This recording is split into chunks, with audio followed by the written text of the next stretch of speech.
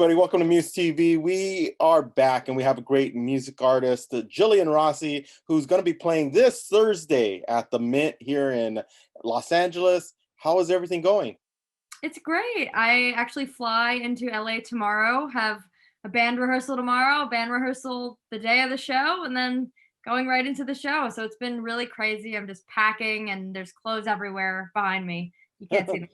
So So it must be exciting though, that to be able to go back and be able to play in front of people again and to get that feedback, especially on your new single Fever Dream, since I don't think anybody's ever heard it in person yet, right? no, yeah. So this is I haven't performed live in a long time because of COVID, but yeah, this will be my first time performing Fever Dream live. It really only came out a month ago, so it's really exciting. Awesome. So let's talk about the single. I mean, it's really, really hot right now. Thanks. What Yeah. what was it about the song? How did it all come about? What was it? What are some of the underlying meanings of it? Yeah, so I wrote this song in August 2020 with two of my friends from Berklee. Their names are Maria Landy and Perrin Kathana. They're great songwriters. We were all songwriting majors at Berklee together and met through a lot of classes there. We wrote it over Zoom in the middle of the pandemic last summer, like I said. And I brought in the concept of Fever Dream, just like a very different version of the song, very like beginner version on my guitar. And we ended up just like fully writing the entire thing in that one session. And then I took it upon myself to kind of take it downstairs into my little recording room in my house and play some deeper chords and make it a ballad.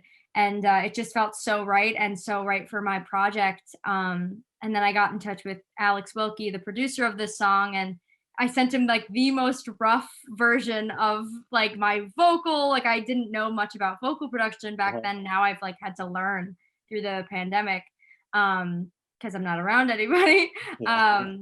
And I sent him this like very rough recording of it over like chords, and he was like, "Yeah, I can do something with this. Like this is awesome." And I got the first draft of his his produced version back, and I was like, "Wow, like this is amazing." It was really like the first time I've ever heard production that I've got back the first time and just known that like this is awesome and I love it. So like, and then it like kind of hit like 3 million views on TikTok. Like, how did that Yeah, all come? yeah. Like, it So sound like, you make it sound like if it's so easy. Like, oh yeah, I did it in my house. well, Okay, I did. It's very funny. I did record all the vocals downstairs in my house. I live home at the moment, but moving to LA soon. Um, yeah, I wrote it about like a toxic guy I dated a couple of years ago, and I posted like a snippet of me singing it in my car, and it just went viral. And then the next video went more viral, and then the next video went more viral, and it just kind of ended up getting me 120,000 pre-saves on this song. And like it was the most pre-saved single on Apple Music the week of April 16th to 22nd. And I just at that point I knew that it was going to explode once it came out. And it's crazy. We're at like 2.5 million streams, and it's been like a month and a week, not even. So yeah, that's so crazy though, because it's like, I know. one, you have a very good voice, and I can hear it through the music. But then I'm just like, shoot, to have a song go viral nowadays. I mean, music is a weird industry now. Yeah, But to have a song so go weird. viral in social media, that has to be in like, I I must have hit something right, and I must have know Yeah. I did something right on this one. Was it something that like when developing the song, when producing the song, was it something that it was always supposed to be like a single first, and then let's see where we develop it afterwards, or Yeah, right now in like the phase I am in my career, I've just been putting out singles. This is like my second single, like from, my like I had a bunch of music out when I was in college, but I've like fully redone my entire like artistry and really am, the first couple of singles have been ballads because I want to like grow my fan base and show my voice first. And this one was always going to be a single. I originally wanted it to come out in February, but we chose to do a collab song with another TikTok person named Caleb. He's awesome. And I'm actually headlining my show with him. Sorry, it's all over the place. yeah.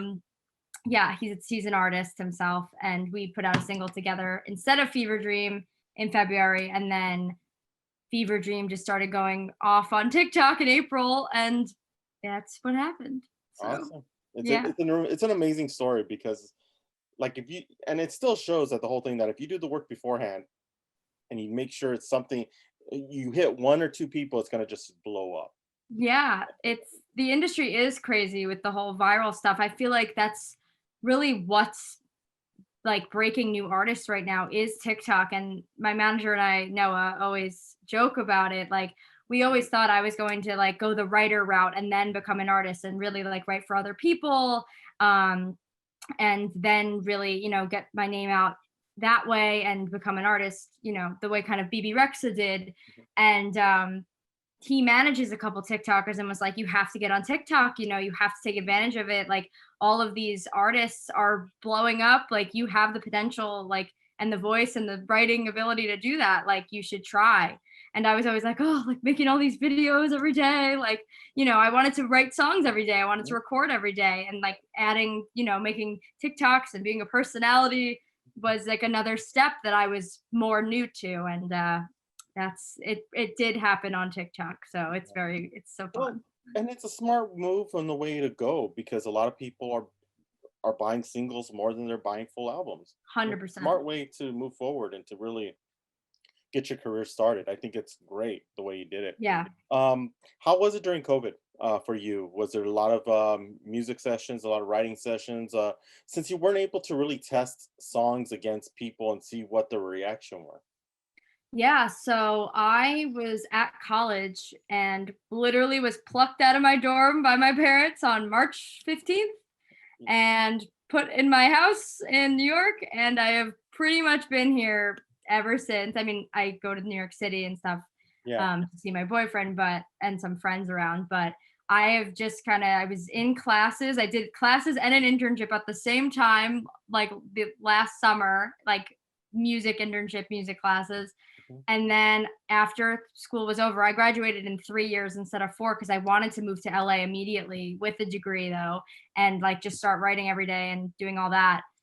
So I did that on Zoom. I finished school and I Zoomed every single day in sessions, a lot with friends, a lot like from Berklee, or a lot like, meeting new people through the screen, which is interesting.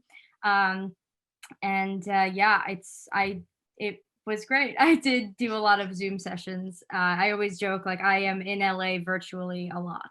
So Yeah, I kind of know the Zoom sessions because I have a lot of college students who yeah. are here at Muse, and to this was the first time I ever had never seen one of my interns face to face. So I can Wow. only imagine what it's like on your end, having to go to Yeah. school, finish college, and everything like that. It must have been, and then have a hit single at Yeah. the same time. It just seems like it must have been crazy for you. But Yeah. this Thursday at the Mint, you finally in front of people playing live music. What does it feel like? How excited are you that you're going to be here in LA, being able to perform in front of people? Yeah, so I'm gonna be in LA for like a little over 2 weeks. Just kind of staying with friends, a short time in an Airbnb, then friend couch hopping. It's gonna be awesome. I'm so, it looks like a lot of people have bought tickets, whether it's for me or Caleb or the other two openers. Um, and it's awesome. I have a drummer and a guitarist, and the drummer does live tracks as well. And it's gonna be like I'm not nervous because I have performed live before, but like it's gonna be wild to just do it again after this whole year, being in this room for a long time. Yeah. So How do you prepare like after a full because like it's really hard to think about that like for a year of not performing in person. How do you prepare to go back out? Is it pretty much just like starting over again and getting back on there or what? What's your yeah, mentality going out there? yeah. I mean, this is my first time in LA ever, like not virtually. Yeah.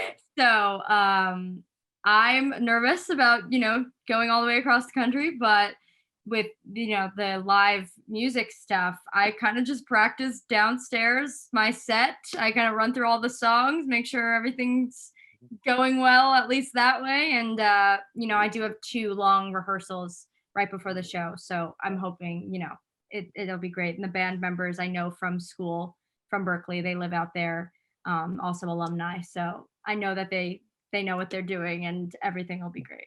Yeah, I'm sure it is because anybody who has graduated from Berkeley uh, usually are very high in their game already coming out. So I think you'll be fine. Thank Um, you. so how can people get tickets? Are there still tickets available for Thursday's show? And how can people get tickets to see you?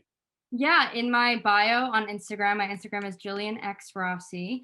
There is a link and it says buy tickets to my show at the Mint, right? Like one of the tabs in the link. So Very cool. Very cool. And is there a new single coming out anytime soon? Do you have some plans on that already? yeah, so I'm planning on releasing my next single in mid-June, probably around the time I'm leaving LA.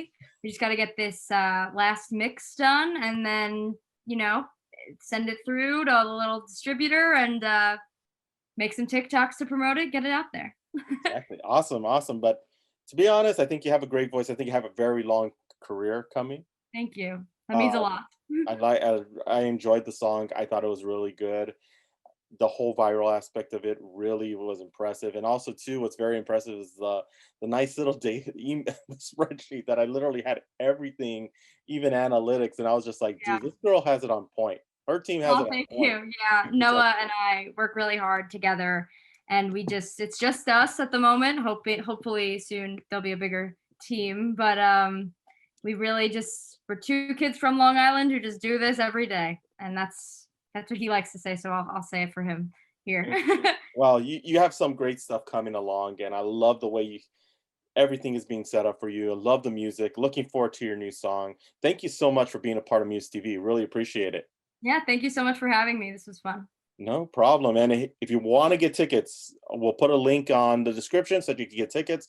This Thursday is the show. You don't want to miss it. She has an amazing voice, and you will not regret getting your ticket and seeing there and being able to see a live concert again. So thank you so much. Hit a thumbs up if you like this video. Don't forget to subscribe, and we'll see you next time here on Muse TV. Awesome.